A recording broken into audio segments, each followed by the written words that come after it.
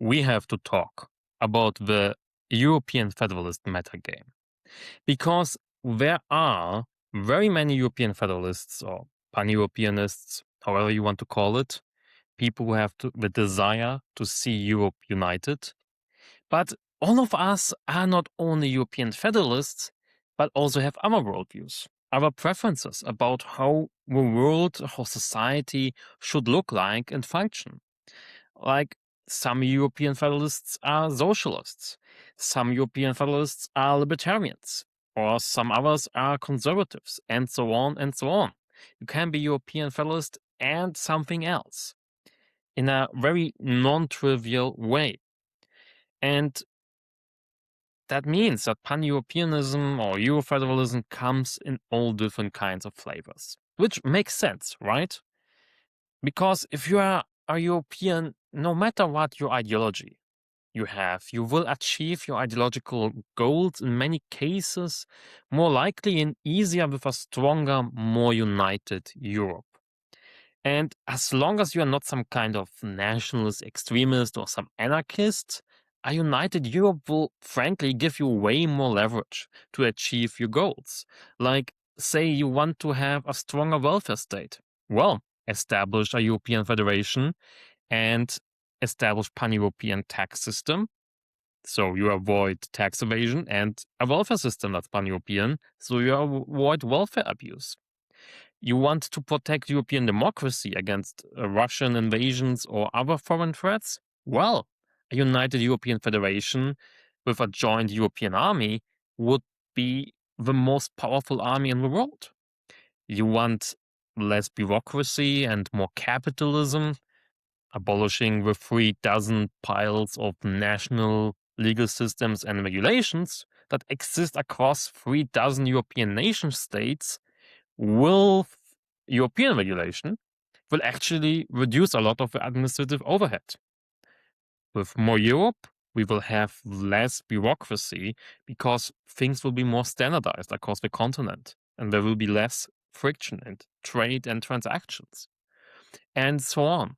A united Europe will be more capable at protecting and providing for its citizens in many different ways than a disunited one. And frankly, we need it in the age of big continental powers like India, China, USA, Russia. Small European nation states won't make it. But how do we now move from the current state, from this current European Union and this current like confederation we have of nation states to a truly united Europe? And that is also democratic and functional. And here comes the metagame. The question how we do it, how we move on the meta level beyond ideological and party lines to get to this pan-European federation. And here's where for me, my issue starts with a lot of people in the Europeanist bubble. Because if you talk with them, there is, with some of them, right, there's a very common notion within the Europeanist bubble, a kind of zero-sum mentality that we have to basically become single-issue voters. Ignore our other political preferences and just vote all the time. Just focus on uniting Europe, narrowing our perspective on it. But I do not believe that that would work. People and voters are people, even if a lot of politicians forget that, are not that narrow. Nor think would it work. So it would be also not be desirable to make Volt a single issue in the European Federalist Party. It already has moved to the Greens. So what should we do then? Well, picture the end goal. Like, where do we want to get? We want to have a united Europe. And a united Europe will most likely only be achieved and be successful if it reflects the diversity of its people and also the plurality of the thinking. So if it's pluralistic and democratic and reflects this in its structure, and that means a central role, as with every democracy and republic, would be with the European Parliament, which nowadays doesn't have that much power. The issue is the European Parliament right now is not really suitable to live up to the task. It's way too fragmented along national lines to organize and represent European democracy with European interests put above national interests. We have literally right now 207 national parties represented in the European Parliament. 207 national parties packed into a single chamber, making it more politically fractured than the Weimar Republic. I mean, the Weimar Reichstag, which is like synonymous, at least in Germany, with parliamentary chaos and unstable coalitions, had never more than 14 parties. And if you look at the United States, I mean, they don't have enough political parties. They have a two-party system where the Democrats and Republicans always have a tug of power. And it's arguably, I would say, not good enough for functional American democracy. That's why we have all the issues, or we see the issues the Americans have right now with Trump. But when the two parties agree, the United States are very, very effective at moving fast and governing and executing. Something you cannot really say about the European Union, because in the European Union, you don't have two political parties that have somehow to agree with two political party leaders and so on. You have 27 nation states and 207 national parties that are all bickering and all wanting to carve out for something for themselves, all have their own interests, all are very tied to their national and regional voters and also donors. This means that building consensus and making decisions in Europe is very, very slow. And often the result is a compromise that is so diluted across like hundreds of positions that no one is really happy. Like the EU tries its best to find the democratic middle ground among all its members. And I do not like how the populist right or the populist left tries to frame the EU as very anti-democratic and technocratic. I think the EU tries to be very democratic and also functionally can basically be blocked by the nation states. So we have to build on it. But the problem is when you have like 27 head of states and like hundreds of MEPs, it's very hard to find something where everyone agrees. Usually it's like a compromise that is so undercooked that everyone is like, nah, I expected more. That's so important. Or like just strong words of condemnation, which everyone is like making jokes about, that the EU is just uttering strong condemnations if something happens. But effectively, the EU doesn't have the mandate and legally the power to do more. It just can basically say, we don't like that or we like that. And one could now argue here that we have the Euro parties like Renew, SND, EPP, ESN, the Greens, the Left, ECR, EFP. I think that's all of them.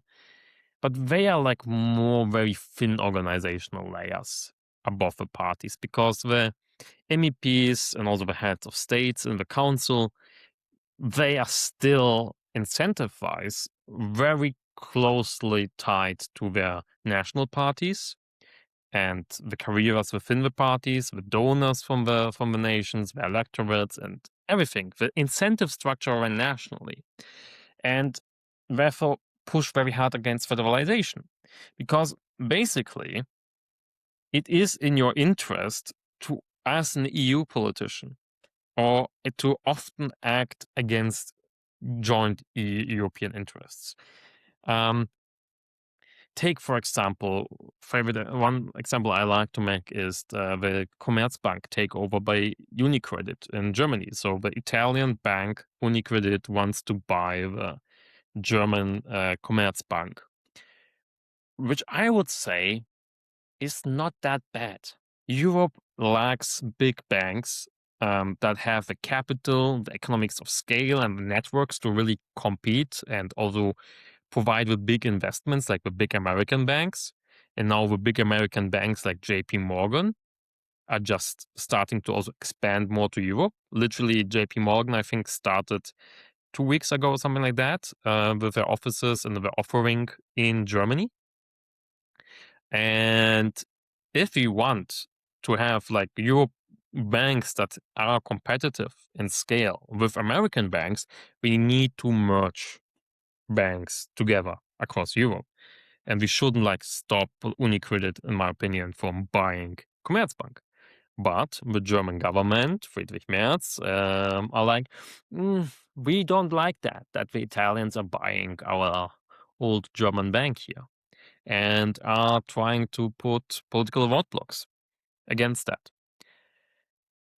Because it's in Germany's interest here to have a strong, medium-sized bank, while in the common European interest, and so in the long run, also in the German interest, it would be more in the interest of all Europeans and also of the Germans to have one big consolidated bank. But in the short and medium term, it would be bad for Germany if UniCredit will buy Commerzbank, because that will mean jobs will get lost, obviously, and profits will go to Italy instead of staying in Germany.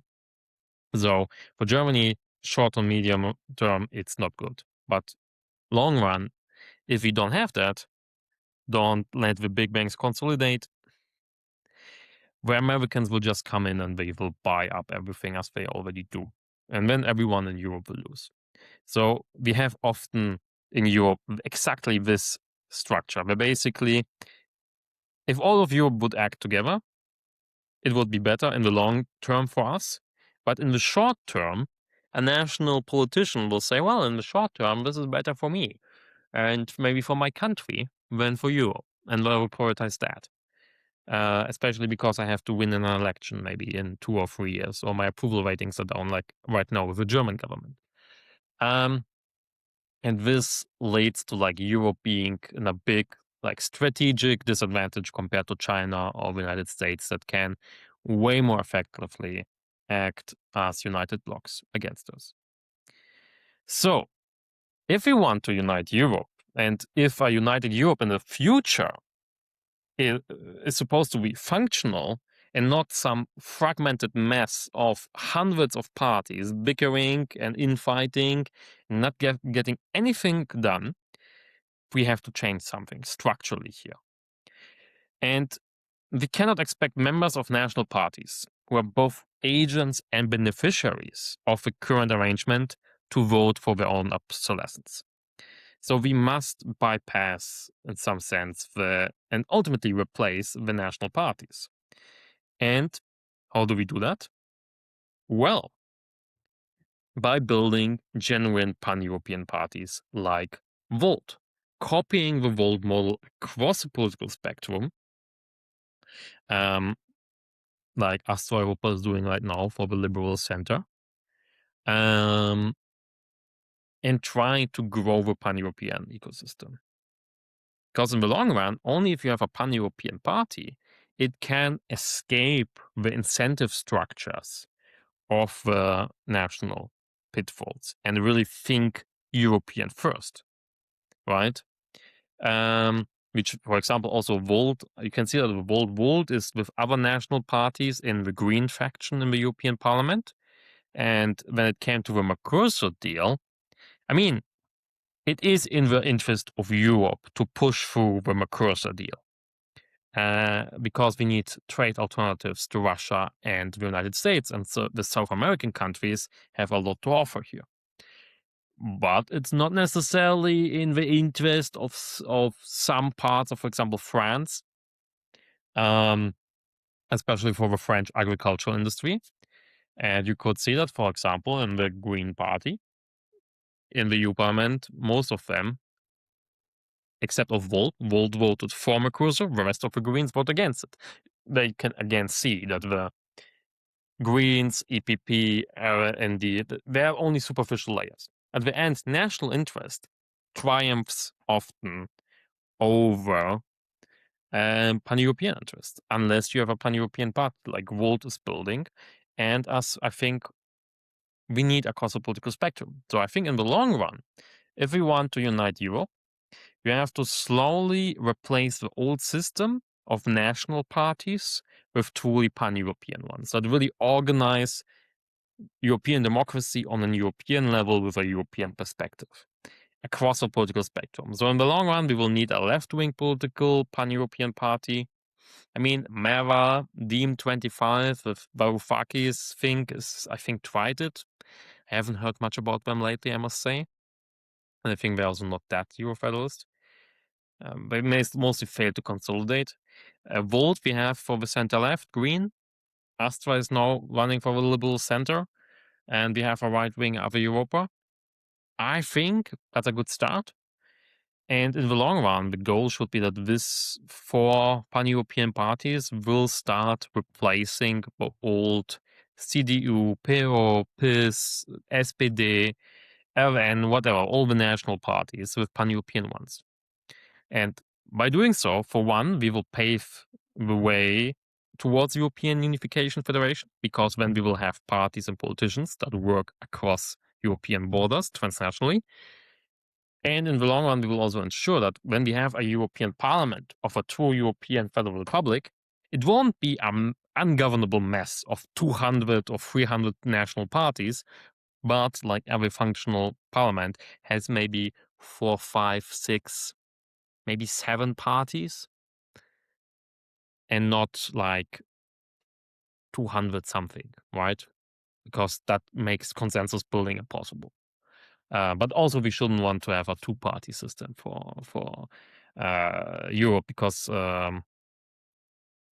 we see in the United States how that ends with polarization and deadlock, and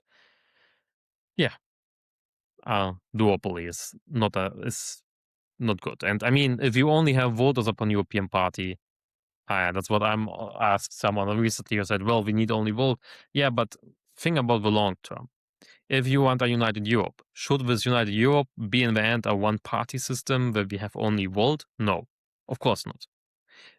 So we have to grow the ecosystem, and that's a metagame. And that's also what I'm trying to do at Astra Europa as a co-founder. What I tried to do when I was still at Ave Europa before it did its ideological turn, is to build parties and organizations across the political spectrum that push European federalization into the mainstream and grow the ecosystem. And that's what also this podcast is about.